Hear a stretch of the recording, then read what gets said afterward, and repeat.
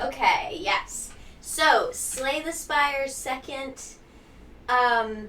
edition, or the second installment in the series, encourages experimentation, gives you time to make mistakes, blah blah blah. That's all well and good. This is IGN. A roguelite turn-based combat with deck building, all up my alley. Notably, Megacrit, the developer, was one of the developers that vocally condemned that really shitty Unity policy from last year. Let's see about that. Let's see if we can go. Oh my god! Why didn't I think of that? Okay, there we go. The Unity games that can be impacted most. Oh, right. So the controversial fee thing. Last year, they snuck some language into their usage policy that you have to agree to. For using the game engine, you had to agree to these really insane, exorbitant fees as a consequence of this broad language change that Unity implemented in its usage agreement. Sorry, that was a whole word salad there, but yeah, a bunch of developers, both small and large, vocally protested this on Twitter and elsewhere and considered delisting their games. And some developers, even though Unity ended up going back and changing that policy, the damage had already been done, and they decided that they just weren't going to use Unity for game development anymore. And I guess Slay the Spire is one of those.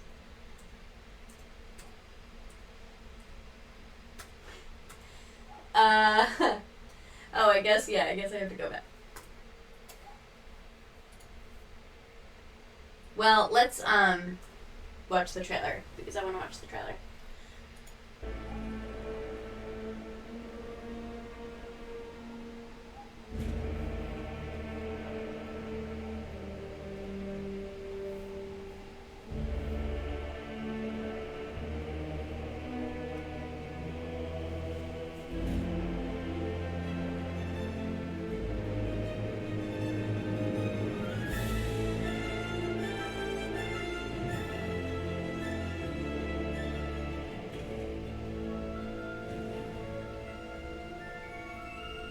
See, that's cute. Early Access 2025. That's cute. I'm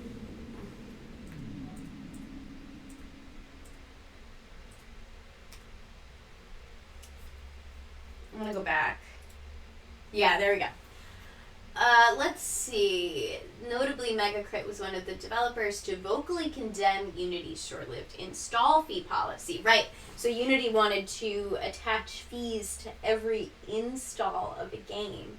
So even if you owned it already, the game, developers would have to pay for every restall that you made of that game, even after you initially bought it, per the new usage agreement with Unity.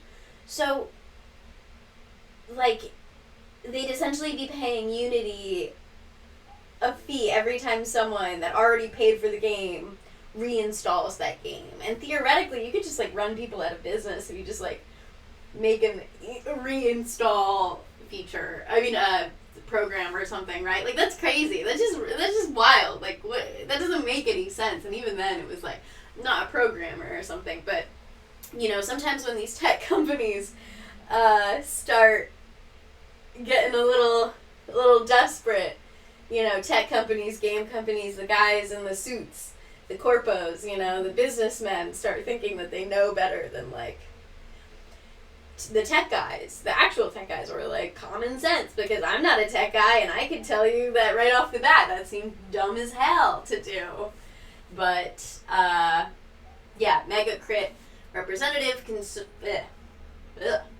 confirmed that Slay the Spire 2 has since fully migrated off Unity and will instead use Godot, a free and open source cross-platform engine. Cool. I'm sure that engine and others like it, Godot that is, are probably getting quite a boon, quite a little boost from this past year as like Unity's moved out of developers' good graces, because I think if I'm remembering correctly, it wasn't even like a slow march to death. It's like Unity pushed back against those developers, if I'm remembering correctly a little bit. They like actually pushed back. And then they reversed it after an initial like, no, we're gonna go through with this anyway. And it's like, yeah, and you fucked yourselves. Like, that's what happens when business guys act like they know better than everyone else. Anyway, let's continue.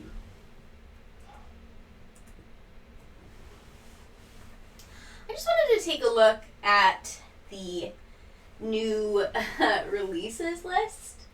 There are a couple things I wanted to take a look at that like caught my eye. Some I didn't really get to on my own that I thought we could look at together.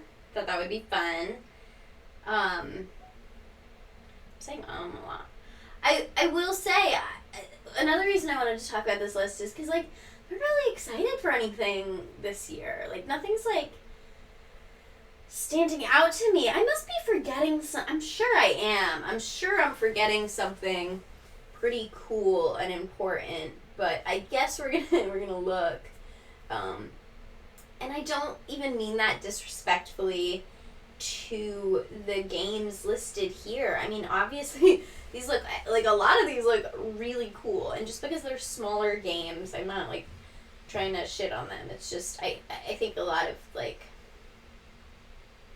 marketing really focuses on, obviously, for obvious reasons, a lot of the marketing falls to like those larger releases. A Georgian era life sim. Sorry, I'm like, but as you can see, like these are all like linked on Steam and stuff. This is like PC gamer, so it's just gonna be PC games, which is obviously a crazy small selection pool. I don't know. I feel like even last year, even games I didn't like, I was excited for games, both big and small. I guess just nothing's on my radar this year, I think is probably the problem. It's a me problem, per usual. Okay. Let's see. We're already through March. I'm not really gripped by anything I was looking at there. Anything this month? Children of the Sun. I think I heard bips and bobs about that.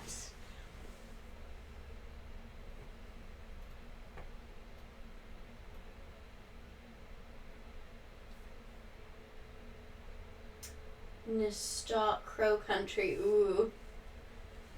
Survival horror. Alright, I'll give it a little. This is interesting. This is a link. I'll open that up. Senwa's Saga.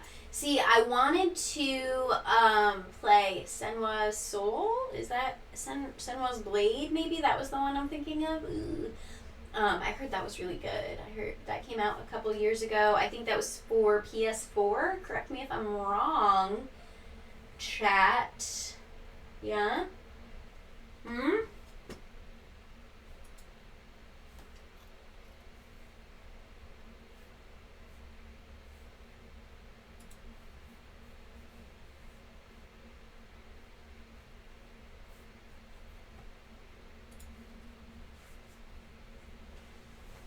Okay, old school.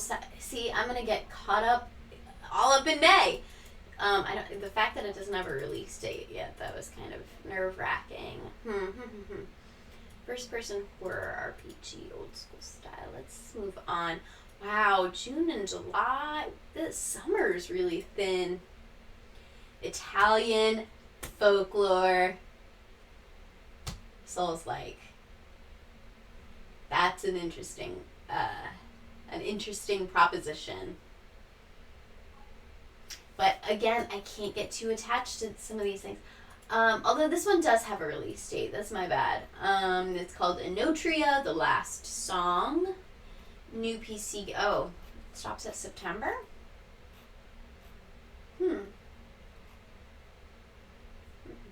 Co-op sky shepherding and bird shearing. Wow. a co-op futuristic heist. Okay, let's see.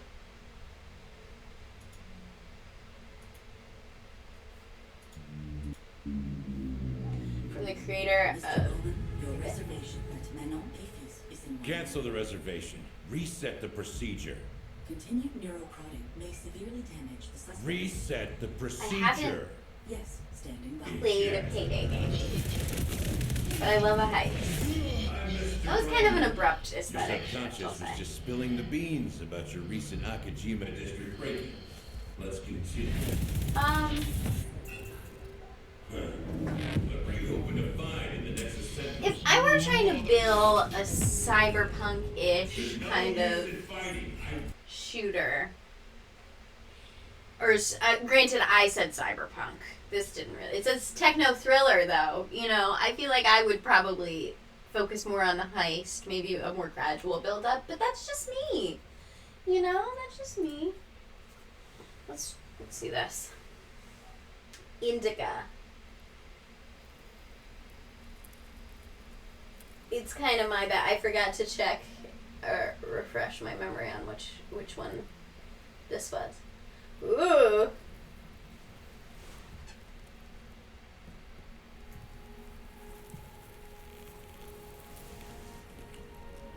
Creepy.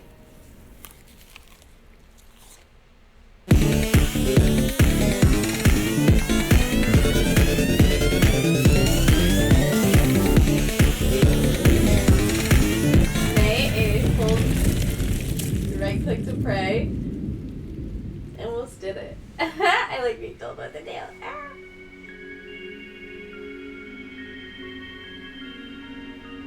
God, please. Talk to me this one time. How did I go against you?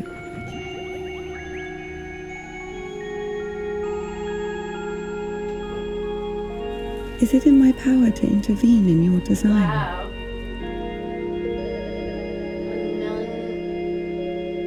Is this a part of your plan? Post-apocalyptic nun simulator? Is this how it's supposed to be? He will be alright.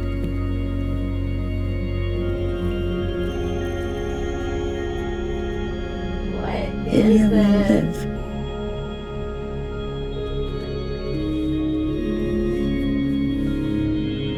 You can see I'm trying.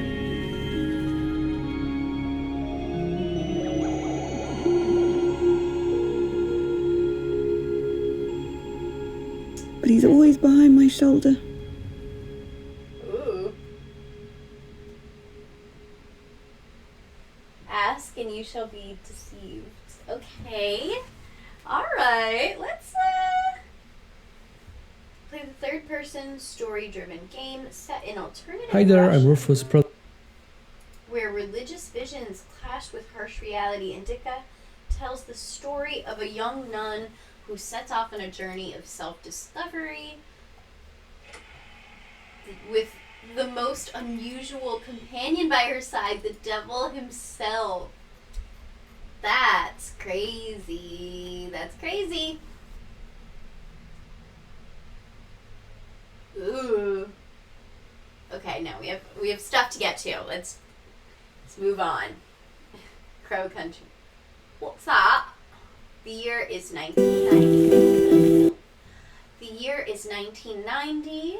It's been 2 years since the mysterious disappearance of Edward Crow and the abrupt closure of his theme park. I'm already... But your arrival has broken the silence, Mara Forrest.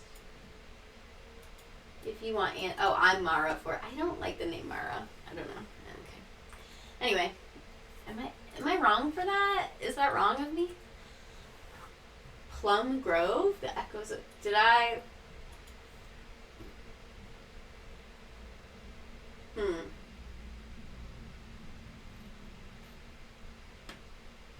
Maybe that's what the Georgian life sim.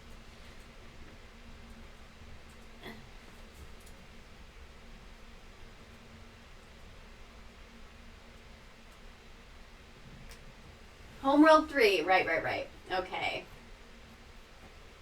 By Jonathan Boulding. Hello. From September 2023. Well, you know, Homeworld is set to... Okay, that obviously didn't pan out. It looks like it's delayed. Clearly. Co-op roguelite. Alright.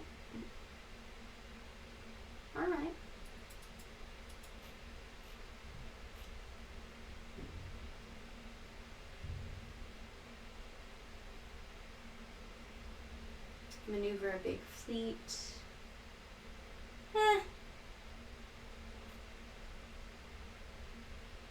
Homeworld 3. I think I'm ready to move on. I'm not sure what had gripped me about this one, but I'm not...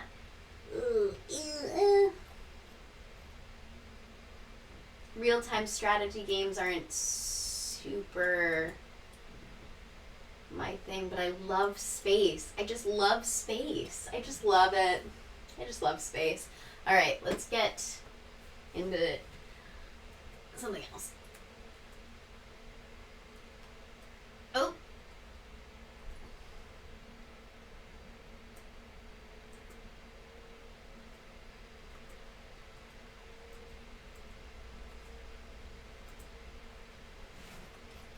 Right. Okay. So this is funny. By Andy Chalk.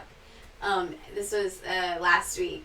Roblox executive says the company isn't exploiting child labor. It's just offering people anywhere in the world the capability to get a job. What the fuck does that mean? Like, you're not some benevolent god whose responsibility it is to do that. You know? And also, children shouldn't be able to get a job. That's not something we should be opening up to children. That's not a cool take. I'm sure he doesn't mean to include kids, but it's pretty fucking funny. Roblox is immensely popular with kids who use it not just to play games, but to make and share them with other users. Sued over allegations that it is exploiting child labor and offering children nearly worthless digital currency for their labor. In 2021, I remember this, People Make Games published an in-depth report on YouTube entitled How Roblox is Exploiting Young Game Developers.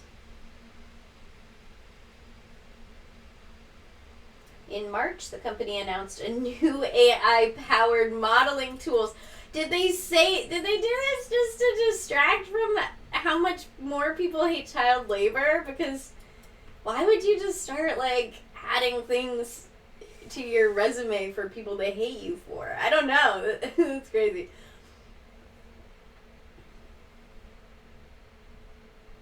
You can say, okay, we're exploiting, child labor. It's crazy, that sentence that I just read. Or you can say, we are offering people anywhere in the world the capability to get a job and even, like, an income.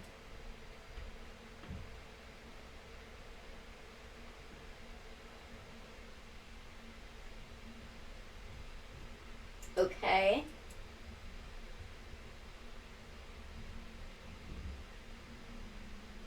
Some of the more popular teenage game developers didn't feel like they were being exploited. Yeah, because they're fucking teenagers with unlimited amounts of energy, it seems. It feels like, at least to them, because they're fucking teenagers and they don't understand that their labor is worth more. They don't have the world experience or the fucking,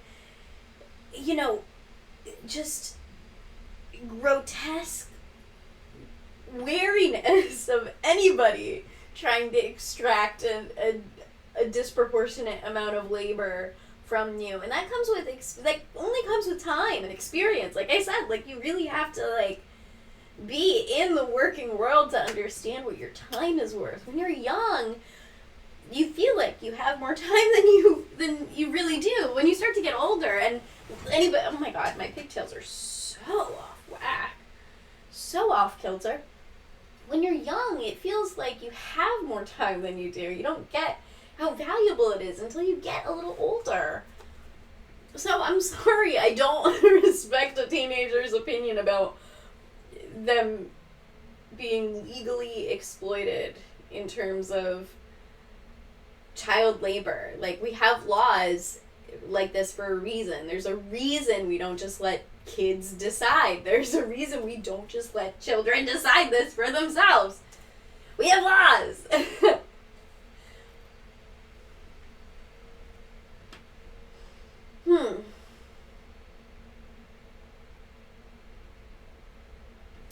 So I focus more on the amount of money that we distribute every year to creators, which is now getting close to like $1 billion. Wow, that sounds like you're a really serious fucking businessman. It really seems like you're taking this seriously. And imagine the millions of kids that learn how to code every month, millions of users. You can get a job in the tech industry in the future. Okay, but making games, like, or coding for Roblox, are those skills, like, yeah, there is a base familiarity you'll get from coding on Roblox Studio, but, like, that's not gonna translate to, like, engineering. And also, we've been sold these really high in the sky dreams about, like, this endless opportunity within the tech industry that we're starting to see is just not there. You know, there's no, like, easy fix to, like, get a job and be secure for the rest of your life. That's just not a thing. That's an illusion we've been sold, and it's something we can and should be able to have. There's enough money out there in the world. Anyway, I'm getting carried away. Anyway, I don't know. Yeah, see, even the reporter here I'm not so sure about that part of it. Especially for those kids living in slums. Like, what are you talking about? But there's no... Ooh, saucy. There's no question that Roblox has doled out a lot of money. $741 million. Okay, that is close to $1 billion, but it's still a ways away. And also, like, how much of that is not how much more went to the guy speaking about those kids in the slums, Maybe we should give that a go.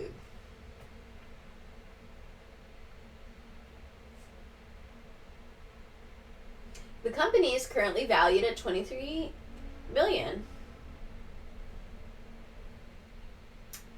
Wait, yeah, sorry, I should have finished that sentence before I started fucking speaking. The company paid out $741 million, which is a lot of money, on total bookings of $3.5 billion, but that's of all deals. Like, I'm assuming that they're referring to what these independent creators are making. Like, those are, like, the deals. What is that? How does that math work out? There's a couple billions missing there that should be going to creators. Am I fucking crazy or something? It seems like the math ain't mathin' on that one. Because that didn't say, like, total profit. Correct me if I'm wrong, but it didn't say, it said of the deals. So I'm assuming that's relevant to this article, which is about creators. So I'm assuming it's deals with creators, right? Anyway. The vast majority of people that are earning money on Roblox are over the age of 18.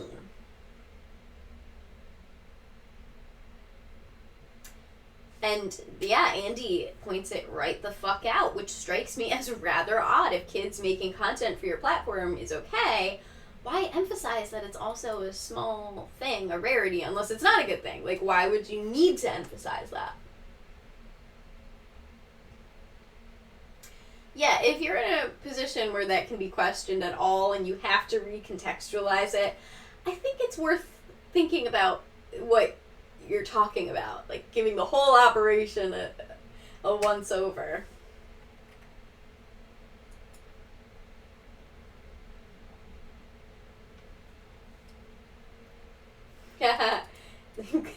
Does not hire minors to work on the game. That's so funny.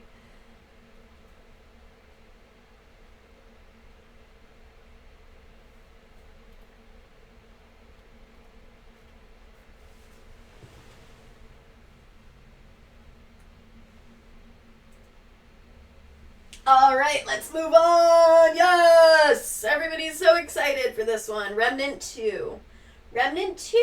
Let's see who wrote this article, because I forgot. Harvey Randall. Remnant 2's newly announced second DLC. Now look, I didn't get on board with the first DLC. It didn't seem like a priority to me, honestly. It just didn't feel super interesting, the game at large. Like, it didn't feel like something I wanted to go rush and pick up again. I felt that way with quite a few of the live service type games, like that and Warhammer Darktide. I've had the same issues with, where I pick the game up once and or not once, but you know, like intermittently when it first comes out, and it's like, yeah, this is fun to do with my friends, but there's nothing gripping us there. It's just kind of something to do. You know, it's kind of a space filler between other games, between single-player games that I want to play, between multiplayer games that my friends are excited for. It just doesn't feel like and look, there's a space for games like that, right? You need games like that. Everything can't be fucking Baldur's Gate 3 or we'd never get anything done. Plus, you want something easy to pick up and put down, blah, blah, blah, blah, blah. Remnant 2 was always easy to pick up and definitely easy to put down for me. You had certain milestones that were, like, interesting to hit or whatever. But again, like I said, I didn't pick up the first DLC. And I honest to fucking God, forgot there even was one. And I know I forgot because I was gonna start this little video talking about how long it took them to come out with DLC after a kind of middling release. But as it turns out, I'm the fuck up per usual, and it has had DLC out for quite some time. So let's take a look at the article first. The game's first expansion was the Awakened King. And again, I think there's some sort of lore thing there, but stories in this game and others like it, like in the Warhammer Darktide, it just... Do you know what I mean? Like, there's nothing meaty to grab on there. There's not like a story that compels me to return. Oh, look at that! Sorry, TikTok live. There's nothing super compelling about the gameplay or distinct. I don't know what it is that makes it so forgettable to me, but it's not a bad game. Maybe if I had a group that was like super dedicated to playing it regularly, I would feel more invested in it, in the upgrades and the updates and yada yada yada, but it really just doesn't. It feels like a very kind of transitory experience. I don't even know what that means. Like,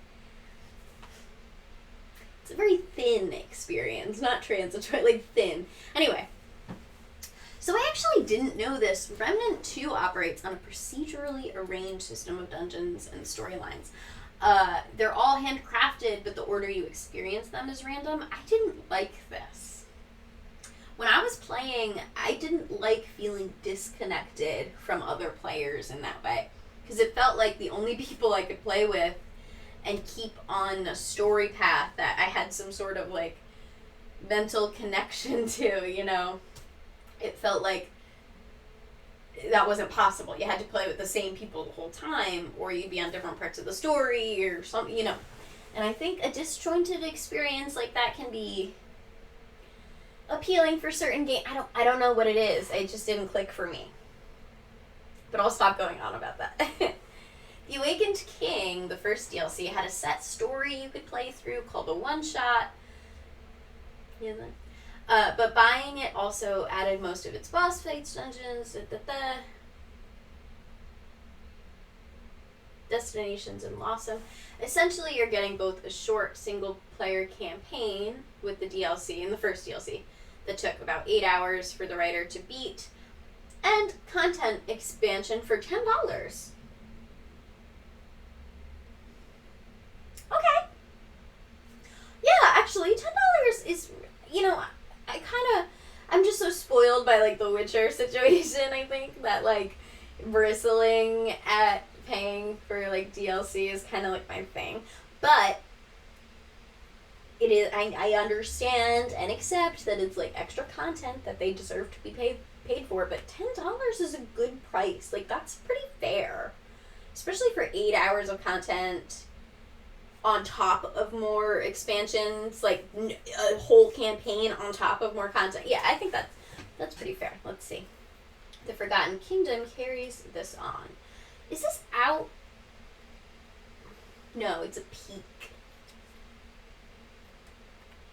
So it's just an announcement. I'm kind of getting into it now. Now that I saw $10 and I'm like, whoa.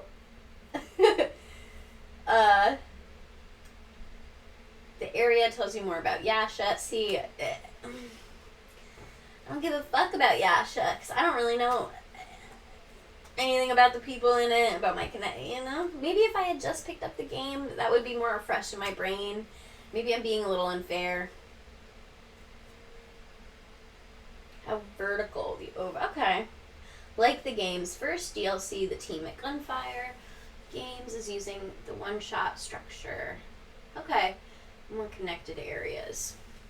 While a base game playthrough can feel a little Diablo, gives the team a more handcrafted. I don't really get that because I haven't played Diablo, so maybe I'll just skip over this paragraph because I don't really get the comparison.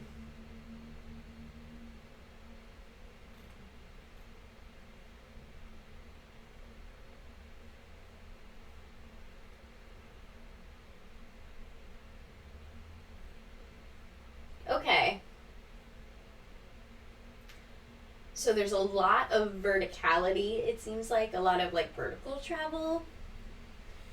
This person says, in this DLC, it's very much, or Cindy Cho concurs, in this DLC, it's very much the same approach of if I see something, I can go there, which I like. I like that.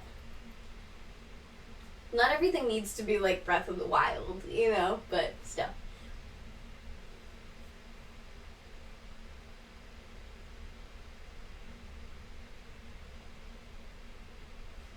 Okay, a 20-minute glimpse, but they saw new enemy types, dungeons, bosses.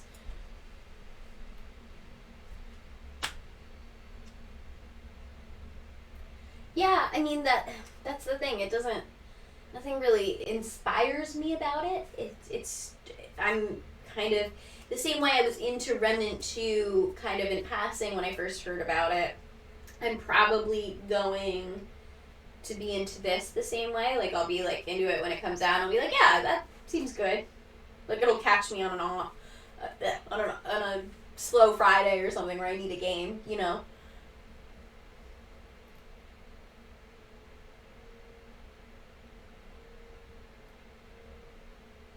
Yeah, I remember, one thing I really did get into was, like, the builds. There's, like, a couple builds where you really need to, like, do the gamut on, questing to get special items and things, to actually attain those builds. And I was into that. I'm not super big into, like, collecting or anything, but that was fun.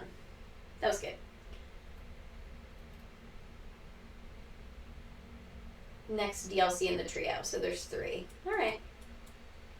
Sci-Fi Wasteland, yeah! I want to go back there. I do remember the Sci-Fi Wasteland, yes.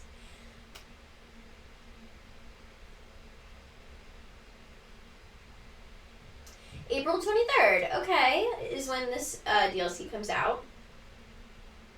Again, $10. It looks like if you wanted to get all 3 DLC, you get the $25 bundle, which will save you $5. Don't know.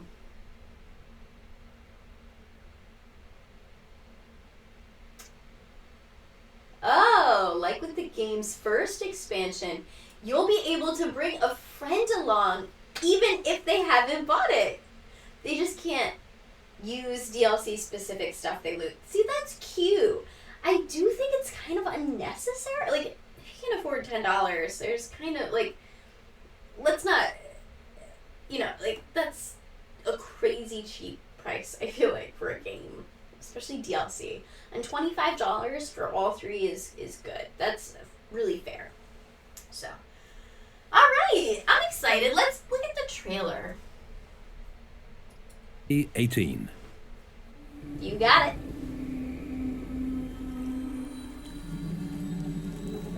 I have searched this jungle high and Why do low. I make this big? What did I find? I I do like learned that the lost tribe's fate and the ancient power that the sealed it. designs and stuff. They're always good. The living stones. Such power.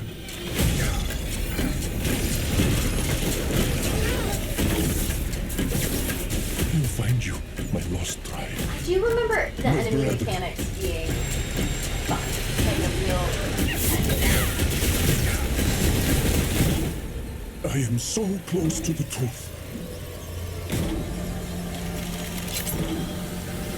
I will not give up. I love that. Just this costuming, like it's a movie. But I don't know. I got distracted. That wasn't like too much gameplay. There was a little gameplay. I recognize some of that as like legit gameplay, but what? No, it didn't. Okay, anyway. Let's move on. Oh God. Ugh. The Witcher 4! Everybody knows my beef, my ongoing feud with CD Projekt Red about their botched release of Cyberpunk 2077. I don't forgive them. I think we've all moved on way too quickly and nicely and quietly after Phantom Liberty was released and they fixed everything and blah blah blah, but you can't, you know, that game was like rotted at its core. A lot of the mechanics were just, I can't. Anyway, we're giving them another opportunity to disappoint us again because just for the record, they lied about every release, not just Cyberpunk 2077, but all of the Witcher games. They were like accused of faking gameplay footage and lying to investors, and obviously not on the level of Cyberpunk 2077, but in my opinion, that was maybe the worst, but the other scandals were just as bad. It was just, they just didn't get as much coverage on social media because it was pre-social media, and now I'm done with the rant, and that's it. And we're gonna get it out of the way, and I'll never have to say it again, probably, hopefully. I actually probably will bring it up every time CD Projekt Red comes up from here on out, but I won't bring it up for the rest of this video, so you have my word on that. With the bulk of Cyberpunk 2077 finished, CD Projekt Red has now shuffled its priorities, putting the bulk of its resources into developing the next mainline Witcher game, codenamed Polaris. Sorry, I did not highlight the author, Tyler Lyles. During an earning call, don't care about that, it revealed that it's dedicating a bulk, the new bulk of its efforts to the next installment in the Witcher series. Very excited! And you can see the breakdown. Wow, 627 developers total. 17 to Cyberpunk 2077, which is crazy, I guess, but that game is done. And 403 to Polaris. Seems important. That's nearly half of its staff.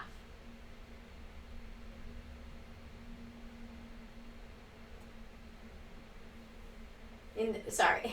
No, I mean, obviously that's more than half of its staff now, but in at that time it was 333. This is different. Obviously, that reflects a different number. Whatever, leave me alone. Yeah, 64%.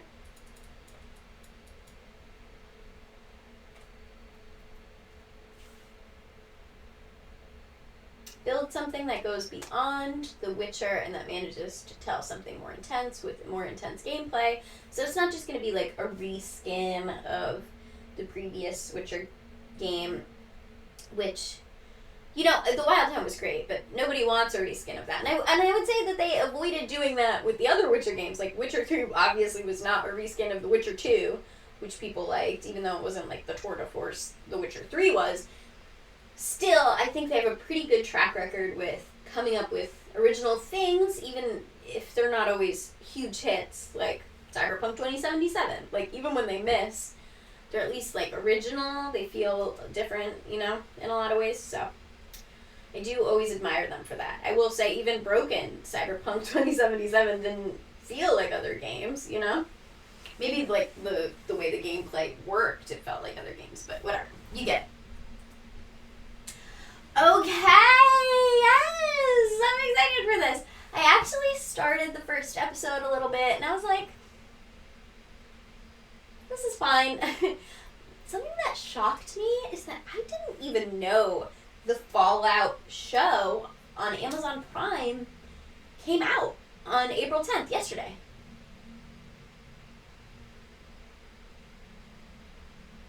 There's been, like, no buzz. And something I noticed, okay, was that I was seeing all this stuff about it because reviews were being released yesterday and today. That's not an awesome sign. And everyone I've spoken to says that they've heard only bad things about the show. I haven't heard anything about the show. But I can tell you, when I first saw this trailer back when it was released in December, I was not excited. So let's talk about it after we watch.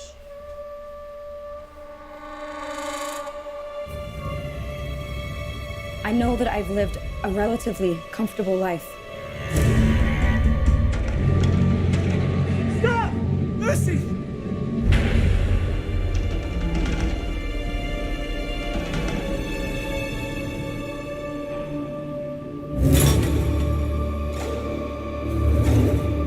You need to go home.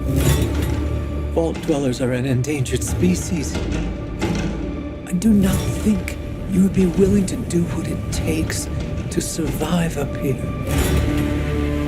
Not Howard. If you insist on staying, then you will have to adapt.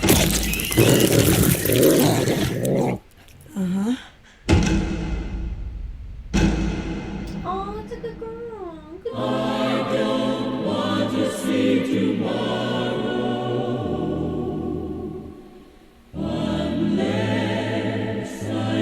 I think this, like, gospel-esque, operatic, like, angelic music type of shit over, like, Tomorrow, so they say, military imagery. Same with the old retro music. It's so overdone. a bright new sun will suddenly It break fits, though, with Fallout. I just wish... But I don't want to see Anything else in the show thus far fit this vibe? Walter Goggins looks great. I see it with you.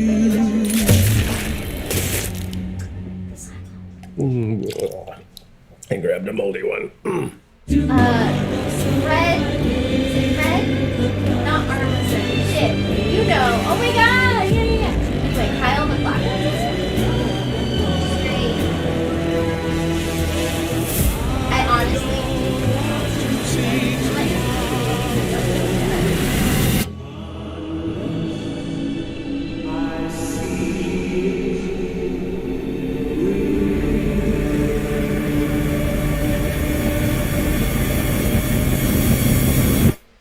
imagery is pretty brutal. But it is Fallout, you know? Like, what do you... It's literally... It's also called Fallout. New series, April 12th. That's crazy that they say April 12th, because I literally just told y'all I watched the first episode. And at the time of filming, it's the 11th. So, I don't know what's going on about it. Let's see, what else we got?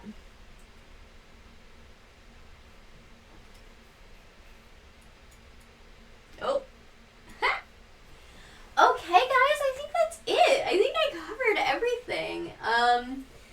Yeah, I mean, maybe I wanted to talk about Dragon's Dogma a little bit, but I feel like everyone's talking about Dragon's Dogma, and has. You know, like, it's been out for a few weeks. What else could I say about it? I've talked about it on other streams, yada, yada, yada. I will say, I don't have a problem with the microtransactions. I think all of that was blown out of proportion, and people really misunderstood the role that they played in this game in particular, and I think people were just looking for an excuse to be angry like they always do on the internet, because while I myself am just generally across the board against microtransactions, I do think that they actually serve a really good purpose in Dragon's Dogma, because look, it's an exploratory RPG where you're supposed to put yourself in the body of this explorer and literally just, like, live that life. Like, I don't think that's that crazy that the game developers want to prioritize the literal exploration of the world around you, and I don't think in their mind's eye fast travel would be conducive to the game experience that they wanted to give players. However, if you want to pay extra to play a different game, i.e. get a different fast travel method, which is what happened here, then yeah, like, that's cool. I think that's fine.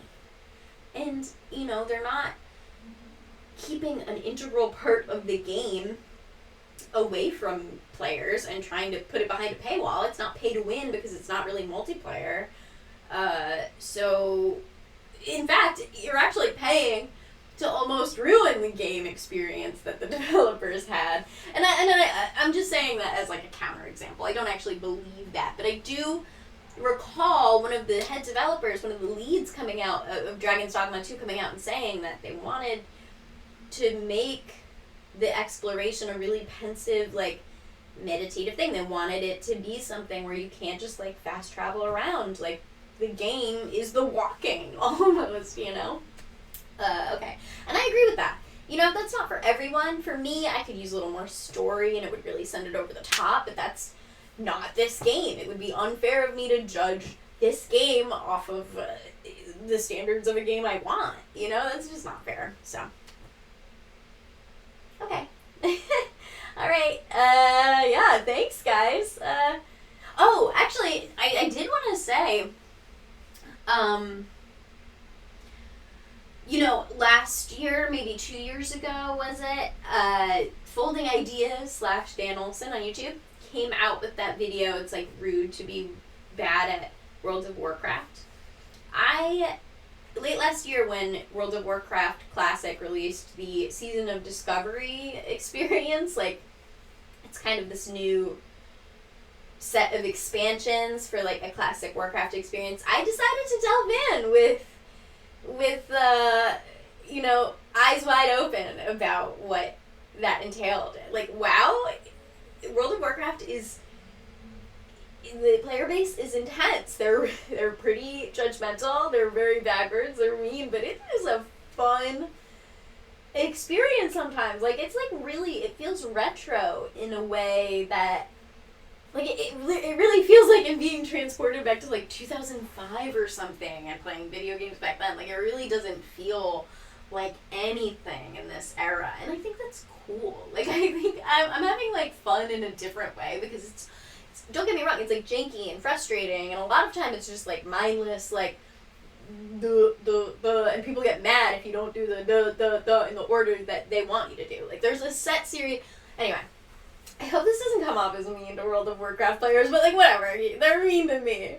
I've been having a blast with Season of Discovery as long as I have people to play it with. Otherwise, it can get a little sloggy. I'm not going to say every moment playing it is like a non-stop thrill ride, but if you haven't ever looked into World of Warcraft and you wanted an entrance point, I feel like Season of Discovery is so different than the other World of Warcraft experiences that it kind of puts you on more of a level playing field with people that have been playing for like 20 years or whatever, and it makes it a little more accessible. So if you ever felt intimidated but just like wanted to mark it off your gamer bucket list or whatever, I think you should give it a shot.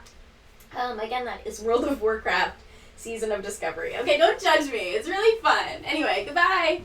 See you next week.